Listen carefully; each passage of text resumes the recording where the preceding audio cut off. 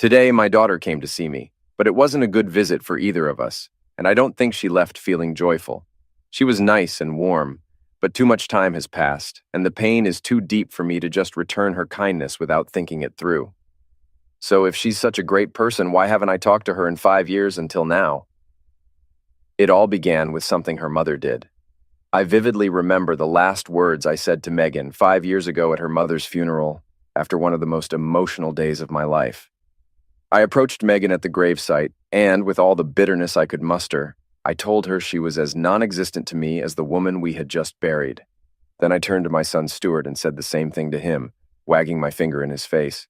As I glanced at the shocked onlookers, I made it clear that my words applied to them too.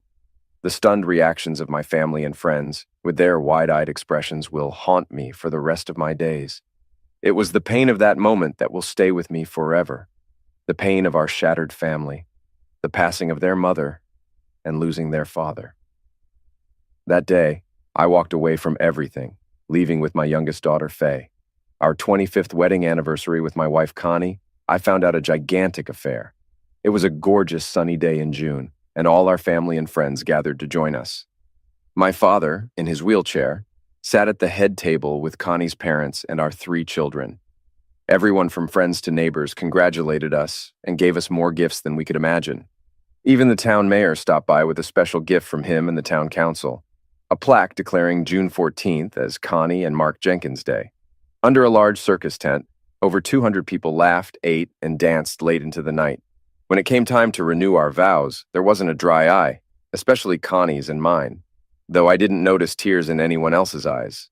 I didn't see our children beside us at the altar, our families holding hands in the front row, or even our golden retriever, Bo, lying quietly by the preacher's feet. All I saw was Connie, the woman who completes me, whom I've loved and will continue to love, and whom I intend to spend the rest of my life cherishing. Our oldest daughter, Megan, had just returned from her honeymoon a week earlier after getting married a month before our celebration. Stuart had finished his sophomore year at university, and our youngest, Faye, had completed her freshman year. It was wonderful to have everyone back at home. I wouldn't admit it aloud, but I missed the noise and the chaos of having the kids around. I think Connie felt the same way. For a little while, we were a complete family again. A few days after our anniversary party, I was returning all the chairs, tables, and other party gear to the rental place when I accidentally bumped my truck into a nice new Lexus in the parking lot. I took the corner too sharply and messed up the headlight of the Lexus. The police officer who handled the accident report happened to be Greg, one of the kids who grew up with Stuart and played on many of his sports teams. Greg had grown taller than me now, and his uniform gave him an air of authority that added to his stature. I had watched him grow up and felt as proud of him as I did of my own children. After sorting out the paperwork, we ended up just hanging around and chatting about random things. At the end of our conversation, something he said sparked an idea in my mind. "Well, Mr. Jenkins," Greg said, reaching out to shake my hand, "I gotta head back to the station. It was great to see you again, and I'm sorry I missed your anniversary party.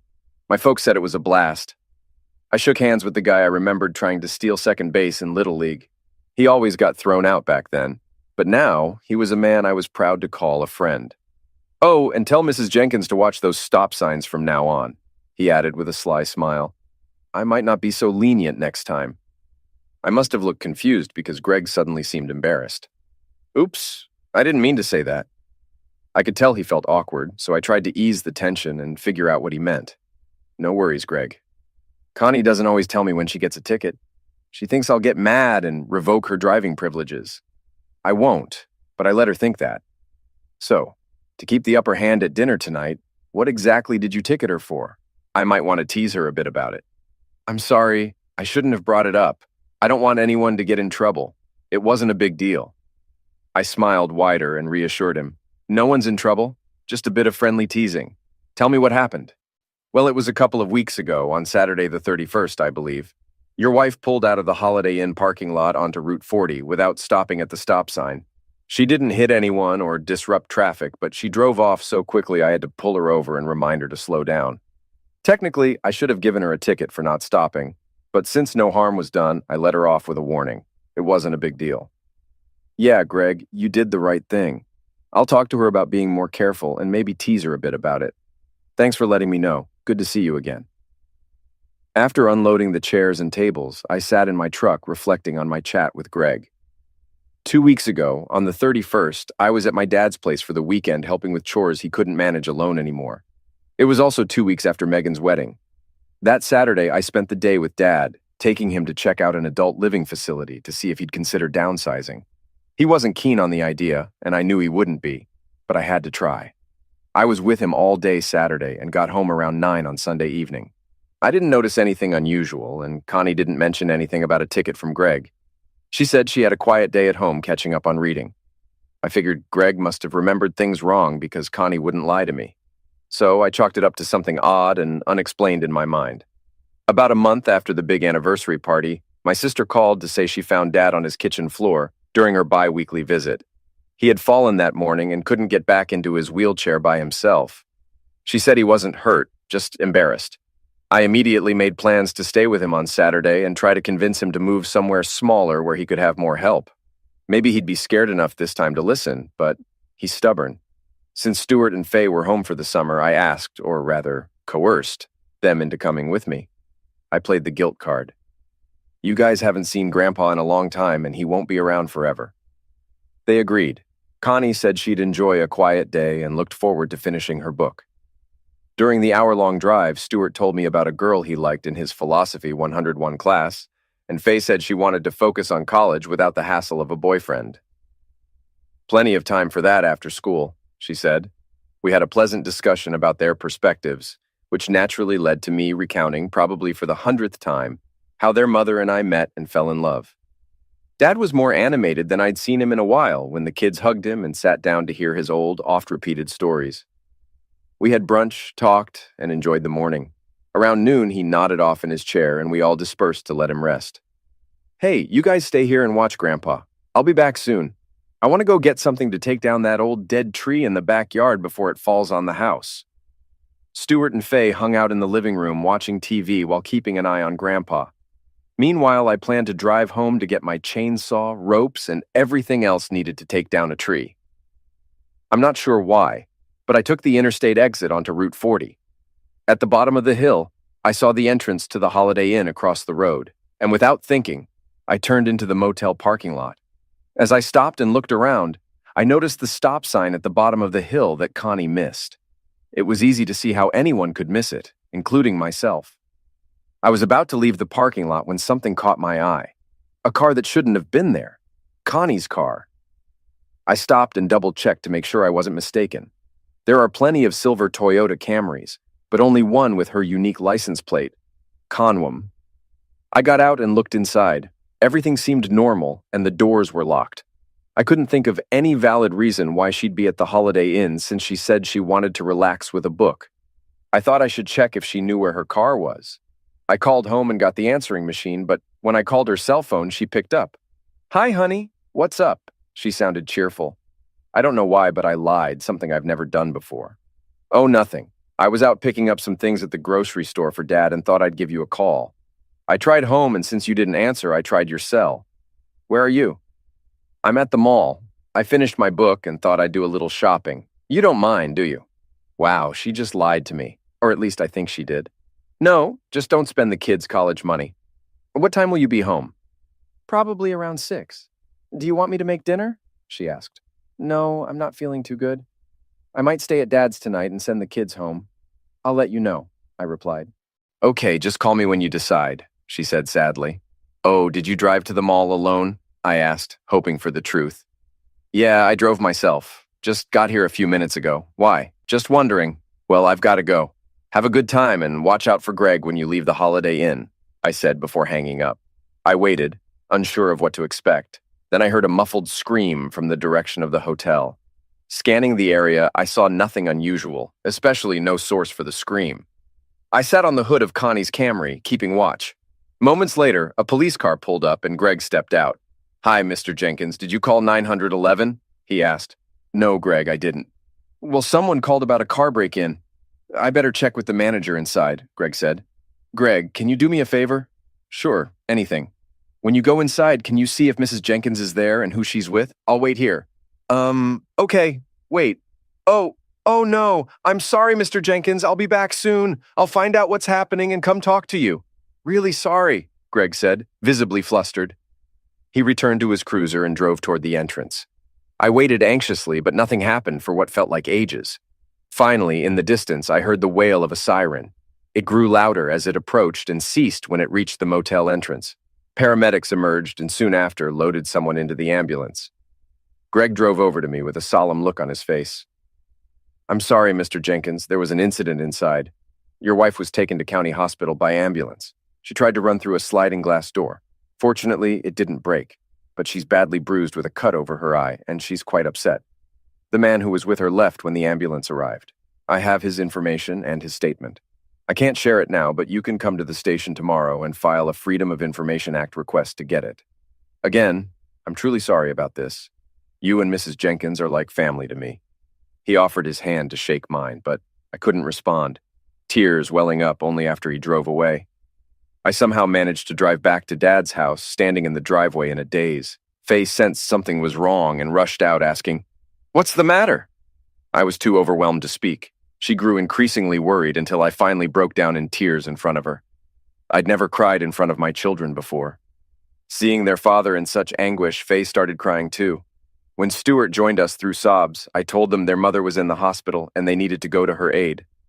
I didn't elaborate or explain what had just happened, but within moments they were in the car and ready to leave. I handed the keys to Stuart and said I wouldn't be joining them. I'll stay here tonight. They looked at me with concern but drove off anyway. I made sure Dad was okay before collapsing on the couch, my heart racing. I stared at the floor and wept uncontrollably. Dad wheeled over and sat next to me. "What's on your mind, Mark? What's bothering you?" I've never been able to discuss personal matters with my father. He's old-fashioned and always kept his feelings hidden and under control, and I suppose I took after him in that regard. Whenever I faced challenges growing up, he would simply say, "Act like a man and things will work out." I half expected to hear the same advice this time, so I stayed quiet. But he surprised me. "Let me share a story with you about your mother and me, something I've never told you, your sister, or anyone else. Just after you were born, I got into trouble at work. Your mother wanted this expensive red dress, and I didn't have the money to buy it for her, so I stole a tool and sold it. I got caught. Eventually, I paid back what I took, but they still fired me and turned me over to the police. I ended up on probation for a year. That was the easy part. Your mother was more furious with me than she had ever been in her life. She was probably more disappointed in me than ever before. It hurt our marriage deeply. She was distant and cold toward me for a long time. Then one day she came home and mentioned she might have found me a job nearby where she worked. She suggested I go there the next morning for an interview. Then she hugged me, looked me in the eye, and said she forgave me. Son, she forgave me for nearly destroying our marriage. She put aside her pride and welcomed me back into her heart. From that day until the day she passed away, I never did anything that didn't make her proud. Her love made me a better man. Yes, she was hurt for a while, but she was a better person than I was, and we moved past it. Mark, I'm not sure what happened, but it sounds like you're going through something similar to what I went through. Maybe you need forgiveness, or maybe you need to forgive someone like your mom did. But maybe whatever happened can't be forgiven. Whatever it is, I believe deep down that you'll make the right and smart choices. I just pray everything works out okay for you. I might not say it often, but I'm very proud of the man you've become, and I love you very much. The phone rang during the night, but I didn't answer it. The same thing happened with my cell phone. I heard them both because I couldn't sleep. I spent the weekend with Dad and spoke to Megan and Stuart on the phone. I didn't talk to Connie when they asked. I wasn't ready for her to see me or hear me in the state I was in. Monday morning, I called work and explained I had a family issue and needed a few days off. I didn't know all the details of what she did. I think my children knew more than I did. But one thing was clear. I couldn't handle knowing anymore. "Hi, Mark." Her familiar voice broke my train of thought and stirred up a whirlwind of emotions again. Without turning, I muttered, "Hi, Connie." I remained still, watching as she pulled a chair up in front of me. "I'm sorry, Mark," she said, looking down at her hands. They had always been beautiful and strong, like the rest of her, but now one was bruised and the other had a large Band-Aid across it. When I looked up at her face for the first time, I saw the bandages crisscrossing her nose, holding the broken bones together. A big gauze patch covered one eye, hiding the stitches underneath. The other eye was surrounded by a dark bruise that looked black and orange. She looked like a train wreck, as Faye would say. She used to be so beautiful, and now she's so damaged. I couldn't tell if my opinion of her appearance was clouded by my broken heart, or if she truly looked that way. Mark, I came here to apologize. I know I'm sorry isn't enough to fix things, but it's all I have. Megan drove me here because I'm still too upset to drive. I needed to see you, talk to you, and make you understand what I did to you, to us. Mark, I messed up. It's my fault, not yours. You didn't do anything wrong. You didn't deserve any of this. As much as I hurt you, I feel the same pain, maybe even more because I caused it. The pain I'm feeling is self-inflicted, and it may have destroyed something that means more to me than life itself. Mark, I want to explain what happened, and maybe... No, I don't want to hear anything from you. Knowing what I know now is tearing me apart inside. If I hear any more, it might destroy me. Please, just don't say anything. But, Mark, if you understand what happened, maybe there's a chance you could forgive me.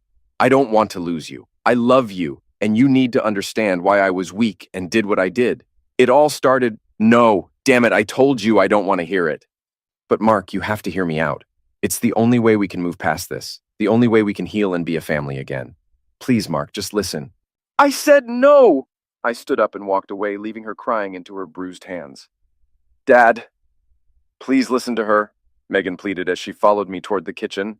She needs you to hear her out and forgive her. She wants to explain what happened and apologize so we can move forward. I turned and glared at my eldest daughter, letting out the words that set me on a path that would ultimately lead to my own downfall. Megan, if you think listening to her story will fix things between us, you're even more naive than she is. If she needs to clear her conscience, she can write it in a letter and send it to me.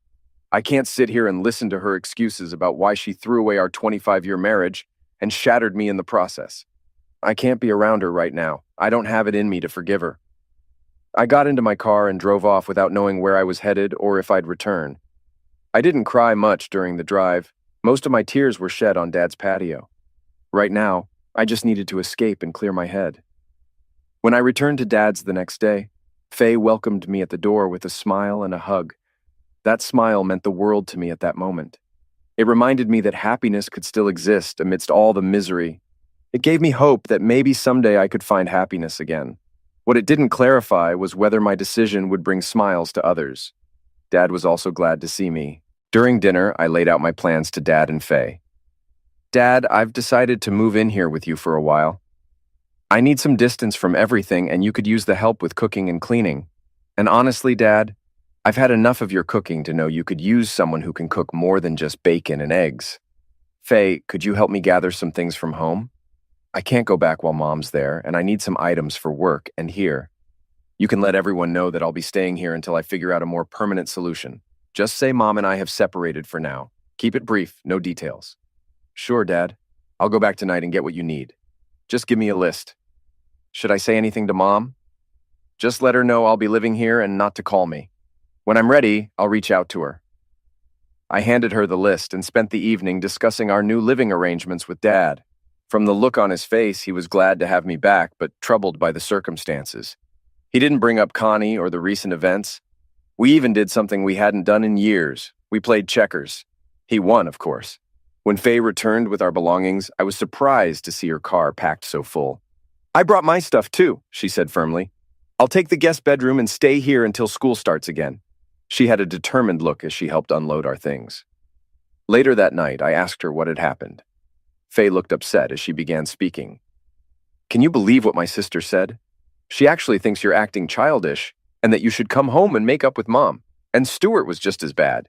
He basically said that everyone cheats on their loved ones at some point in life. It's not a big deal, he said. He even suggested you forgive Mom and find yourself a girlfriend on the side. Can you believe those two? Jerks! Now, Faye, Dad, I'm not in the mood to hear it.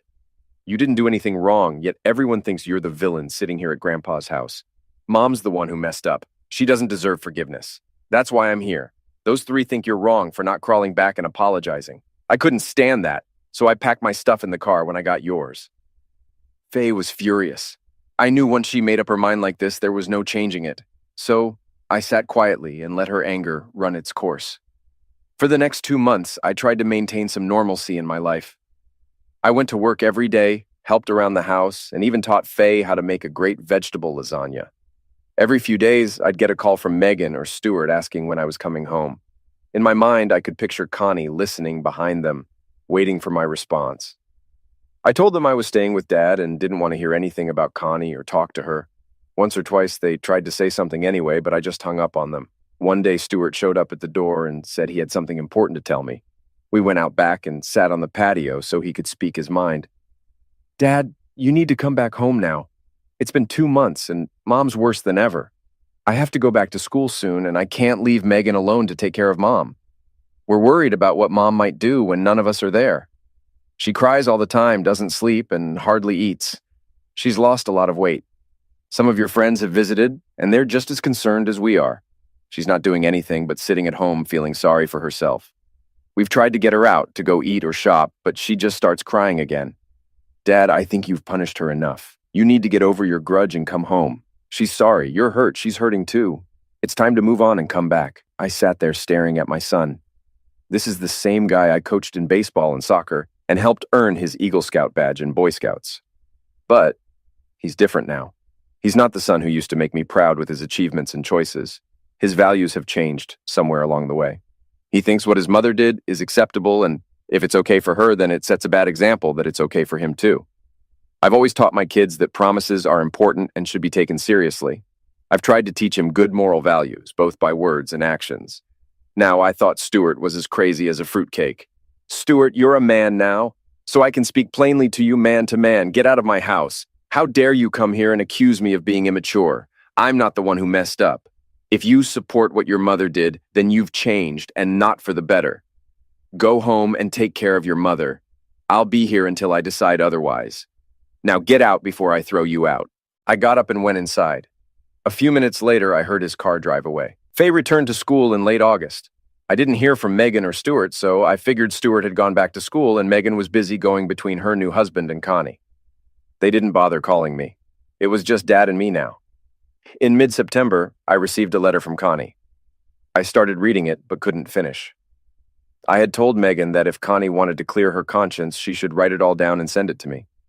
Now that I had the letter, I couldn't bring myself to read it. The pain was still too fresh. Instead, I avoided thinking about it and tried to carry on with my life as best as I could. Faye called every few days to check on both me and Dad. She mentioned she had talked to Megan and Stuart, and they were doing the same for their mom. Faye planned to visit for my birthday at the end of October and hoped I would have made a decision about our future by then.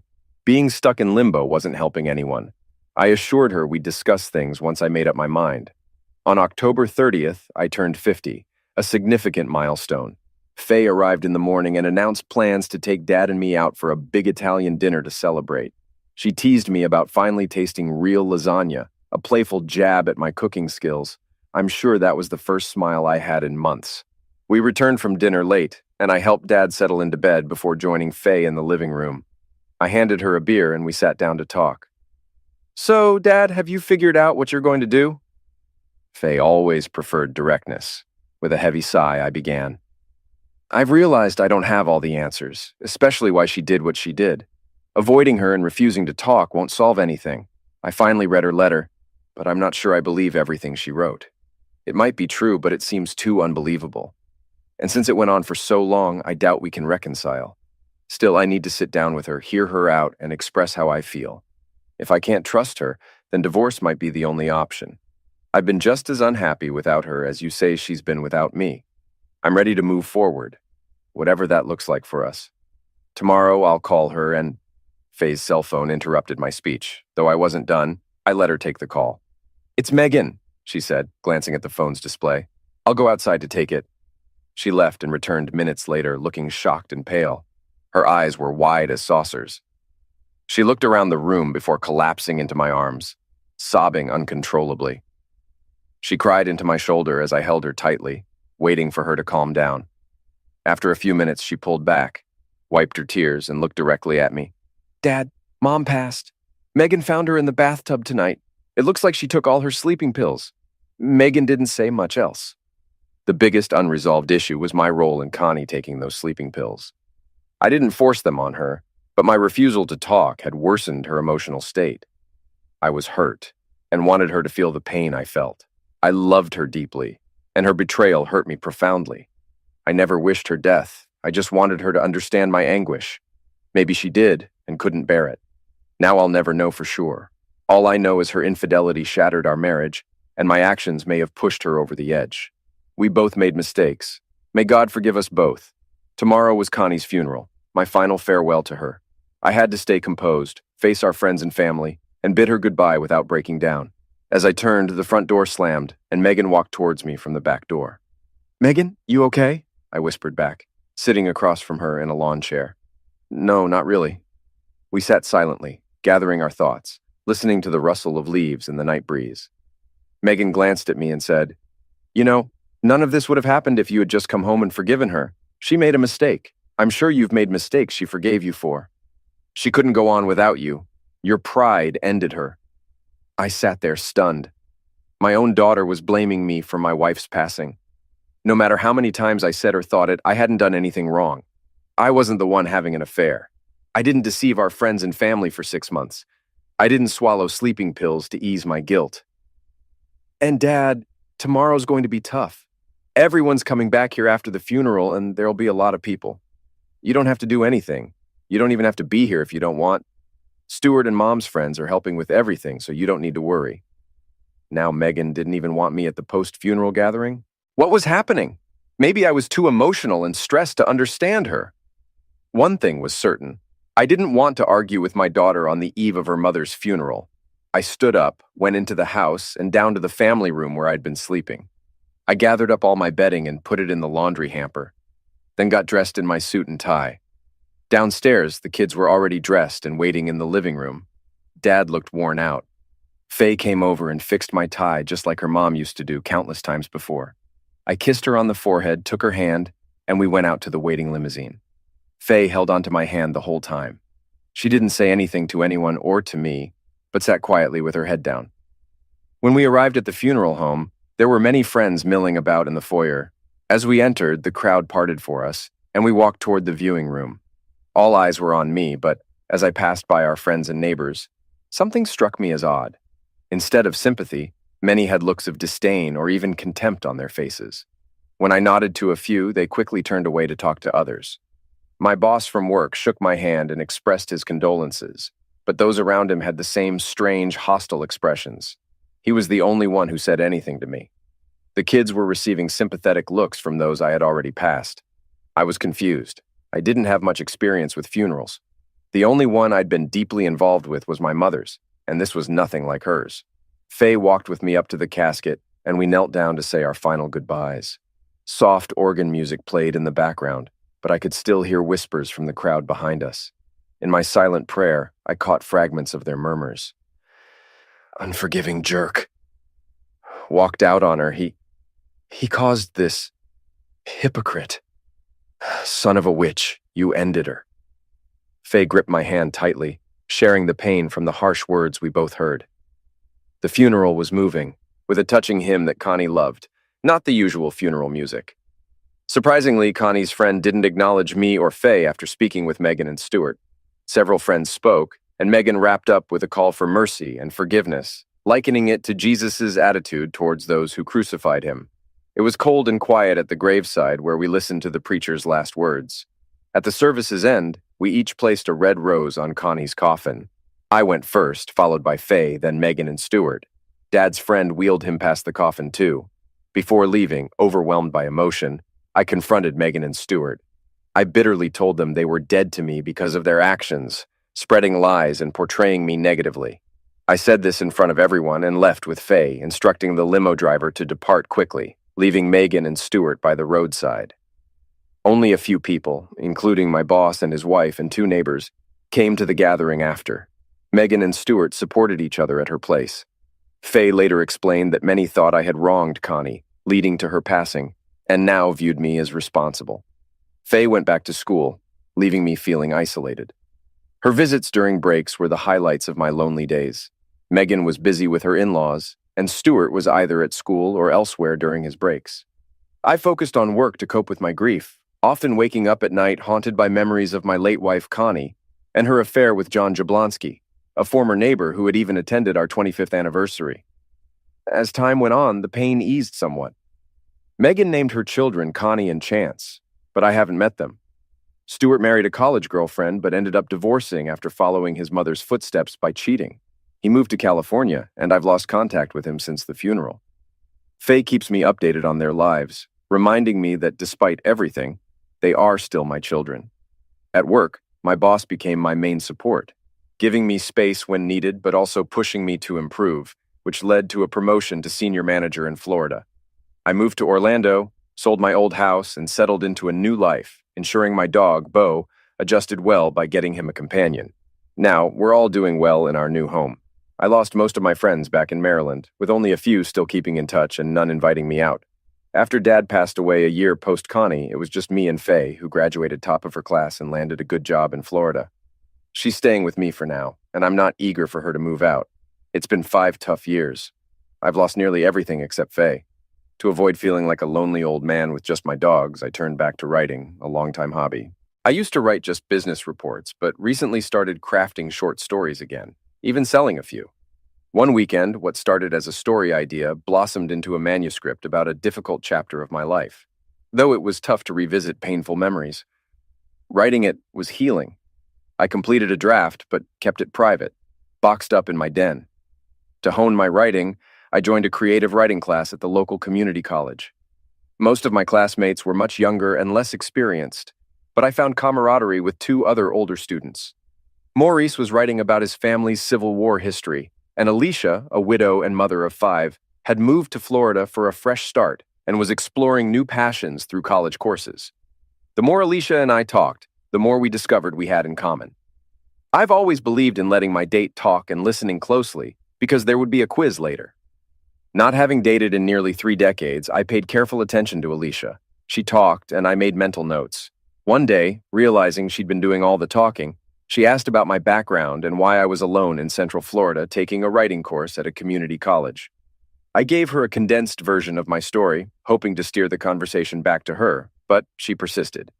She probed and questioned until I finally invited her to dinner at my place the following Saturday, saying if she wanted to learn more about me, she'd have to come over. Her smile in response was the warmest and most beautiful I'd seen in years. She said, "Yes, I'd love to." "Alicia, dinner was wonderful," I said as we walked out to the patio to enjoy the night breeze under my palm trees. Not many men can make vegetable lasagna, let alone as good as that. "What other surprises do you have?" "I think I know most everything about you," I replied. "I manage a distribution center for Folks Industries over in Eastside. My daughter Faye lives with me. My wife passed away just over 5 years ago. I have 2 other kids, and you've met my golden retrievers, Bo and Luke. That's pretty much me in a nutshell. I'm kind of boring, really. Nothing too exciting." "Well, you did promise to tell me your story if I came to dinner," Alicia teased. "So spill the beans. I'm waiting for all the juicy details."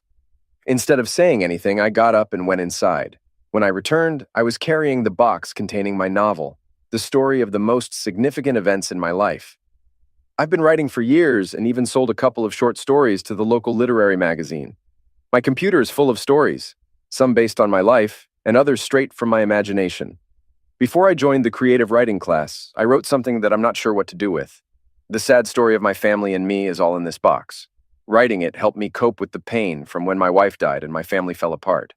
I've never shown this to anyone, but I'd like your opinion on it. I think it's probably only good for propping open doors on windy nights, but I really value the opinion of someone whose writing I admire.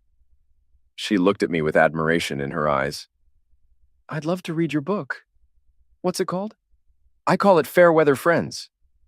"Wow, it's heavy," she said as she took it from my hand. 987 pages in total. I want you to tell me what you think.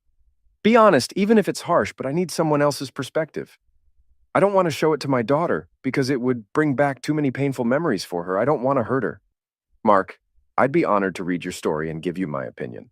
One thing I forgot to mention, I'm very opinionated. I tell it like it is and let the chips fall where they may, or however that old saying goes. I'll start reading it tomorrow. We discussed our writing class, nightlife in Florida for people our age, and traded opinions on our favorite movies. It was a pleasant evening, and for once the Florida weather cooperated. When I walked her to her car, she gave me a little kiss on the cheek. I felt like a teenager again as I cleaned up after our small dinner party. Alicia didn't show up for our next class, and I hadn't heard from her since our dinner. I started to wonder if asking her to review my book made her think I was crazy and should be avoided at all costs. I thought about calling her, but I didn't want to come across as too pushy. 2 weeks later, she called me when I was out and left a message on my answering machine. "Hello, Mark, this is Alicia. I'd like you to come over to my place for dinner Friday night. My son is visiting and staying with me for a few days, and I want you two to meet. I might have a surprise for you when you get here, so bring a bottle or two of that delicious white wine we enjoyed the other day and be here at 7. Call me back and let me know. Bye." On Friday night, I dressed casually but nicely and brought 2 bottles of Balthazar Ress Riesling Cabinet Hattenheimer Schutzenhaus 2012. I read in a local Orlando magazine that it was one of the best white wines of the year, and since I didn't know much about wine, I decided to trust the author. It paired well with lasagna, and I hoped it would go well with whatever Alicia was serving. "Hi, Mark, come on in," Alicia greeted me warmly as she showed me around her home. When we reached the patio, I saw a small table set for 3 with candles and wine glasses. A man emerged from between 2 orange trees and stepped into the light of the dinner table. "Mark, I'd like you to meet my son, Barry. Barry, this is Mark Jenkins." "It's a pleasure to meet you," Barry said as we shook hands.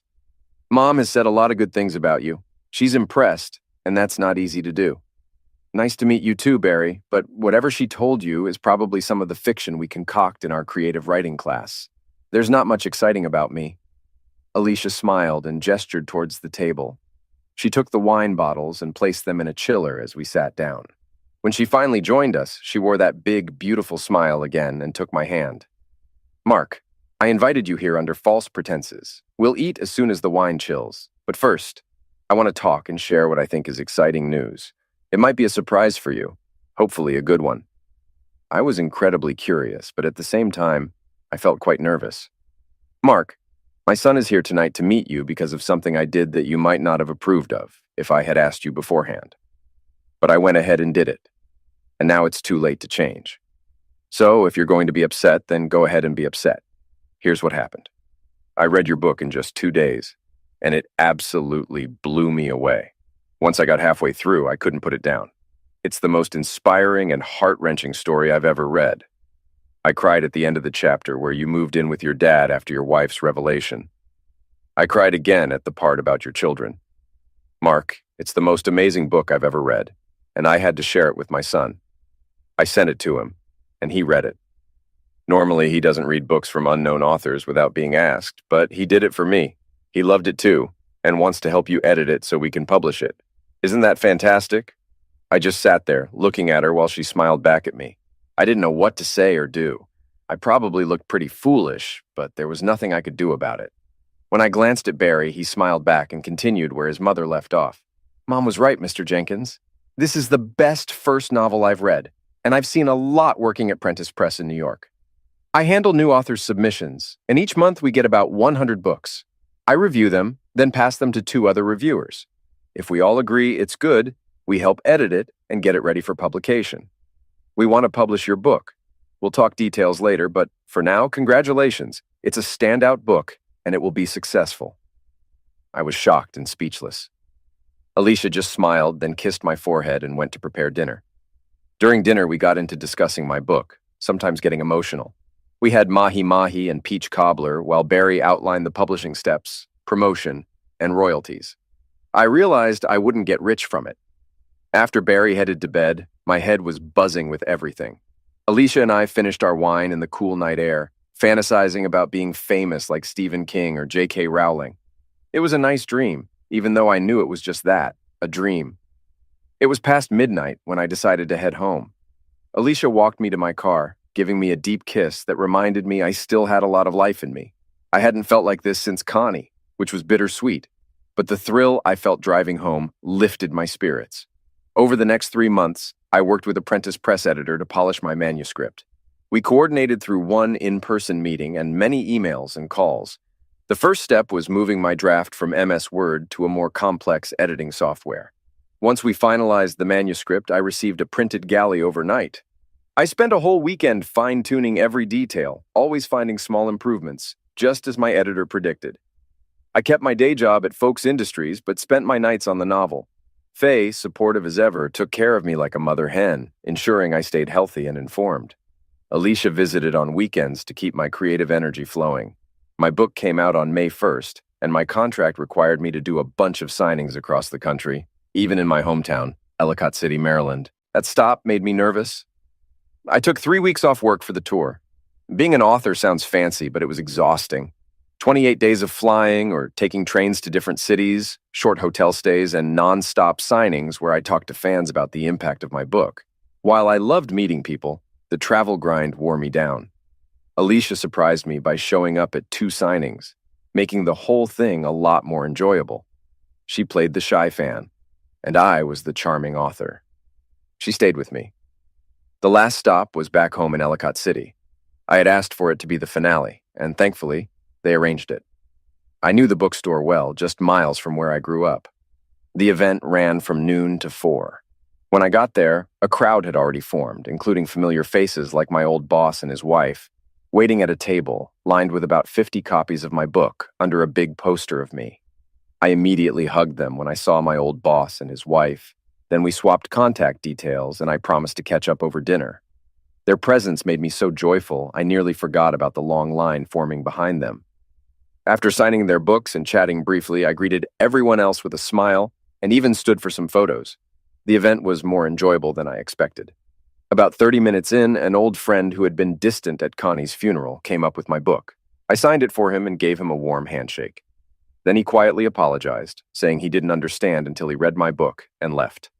This scene repeated throughout the day with other old friends who also apologized for past wrongs, leaving me feeling a mix of gratitude and awkwardness. The most intense moment was when Lenore Jablonski came up, looking uneasy. She apologized for our past troubles and shared that she'd divorced John, the cause of much pain, and was now engaged to someone else. She even admitted to spreading a rumor that I was out for revenge, which led John to move abroad. Unsure of how to respond initially, I finally signed her book with a message of peace and acknowledgement of her actions. We hugged briefly before she left. Even after the event was officially over, people were still in line. Suddenly, I noticed Megan by the bookshelves, quietly watching. She didn't come over, and by the time I finished the next book, she was gone. The last person in line was Faye. We hugged and chatted as she drove me back to my hotel, which wasn't the Holiday Inn. In the car, we talked about Alicia. Faye mentioned she liked her and hoped I felt the same. When I admitted I was in love with Alicia, Faye cried on my shoulder. Right then, a police car pulled up with lights flashing. Sergeant Gregg stepped out and came over. We caught up like old pals.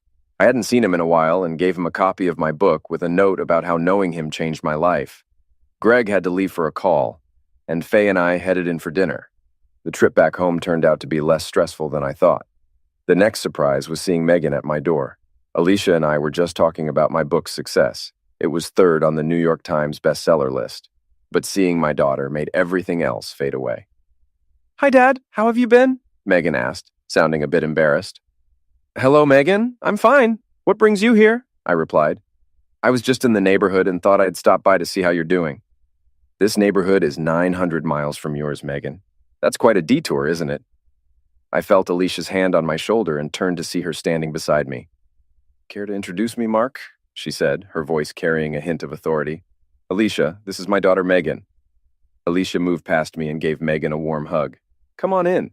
I've heard so much about you." The 2 women completely ignored me as they walked into the living room. They sat down and chatted animatedly for an hour, leaving me to tidy up the kitchen and attend to other household tasks. I passed by the living room a couple of times while cleaning, and they were deep in conversation, laughing together. Alicia admired Megan's children in the photos she showed her. "Honey, come join us out here," Alicia called eventually. I understood it as a command, so I went and sat next to her. She held my hand, more to keep me there than out of affection. Megan glanced down at our intertwined fingers. There was an awkward silence that seemed to stretch on. "All right, since you 2 aren't going to say anything, I will," Alicia said firmly. "Mark, I invited Megan here because she has something to say to you. I knew you wouldn't invite her, so I did. I understand this is your home, but if you want me to continue being a guest, you'll sit right here and listen to her." My eyes moved back and forth between Megan and Alicia. They had me surrounded, and not wanting to start another conflict, I settled back and braced myself. "Dad, I came here genuinely concerned about how you're doing. That part wasn't a lie. I also came to offer you an apology." Dad, I've been wrong about a lot of things, especially about you.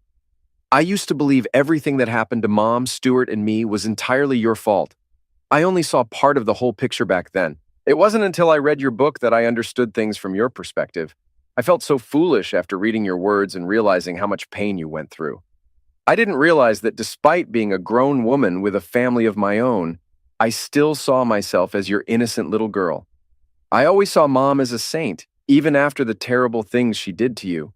You always seemed strong and unaffected by everything, but now I see that was a shield to protect your feelings. Mom broke through that shield and hurt you more than I ever knew. I thought if you could just be strong with her, forgive her, and come back home, everything would be fine. What I didn't understand was that you were strong enough to step away from someone you loved for over 25 years to protect all of us from her mistakes. Megan broke down in tears, and I felt a wave of guilt. Alicia looked at me expectantly, waiting for my response. I decided to delay my answer while I thought it over. "What about Stuart?" I asked Megan. "How does he feel about me? Did he know you were coming here?" "Stuart's not great. Mom's actions hurt him the most. After Lori caught him cheating and divorced him, he moved to California and got into a wild lifestyle. He's been jumping from one girlfriend to another. I heard he even got into trouble with a married woman's husband and had to leave town. Stuart still believes cheating is no big deal. He doesn't know I'm here, and I don't care what he thinks." Well, Megan's outburst didn't leave me much time to decide what to do next, so I chose to postpone again. "Megan, what are your plans now? Are you staying in town? Do you have a place to stay?" "I'm staying with Faye. She wanted me to see her new condo, so I'll be there for a couple of days before heading home. Here's what I'll do. I'll think over everything you said today and let you know my decision. That's the best I can offer right now." "Dad, honestly, I didn't expect even that much. Thank you. I'll head over to Faye's now. Alicia, it was nice to finally meet you. I hope we can see each other again soon. Take good care of my dad for me." Megan left as suddenly as she came. I had a lot to mull over, but this time I had Alicia by my side, guiding me away from making any rash decisions. After our Caribbean cruise, a reward from Prentice Press for Fair Weather Friends topping the New York Times bestseller list, Alicia and I flew to Maryland. This trip was special, as it allowed me to meet my two grandchildren, ages 2 and 4, and introduce Alicia to my hometown. During the visit, Alicia, already a grandparent, helped navigate some challenging moments. The trip's highlight was during a family dinner with Megan when I announced our engagement, a decision made during the cruise. Faye is already planning the wedding, and will soon visit Alicia's children to share our news. Reflecting on our past, Alicia and I cherish how life has unfolded, diverging from youthful dreams to a reality filled with love and second chances. After 25 years with Connie, I look forward to another wonderful chapter with Alicia, possibly inspiring another book.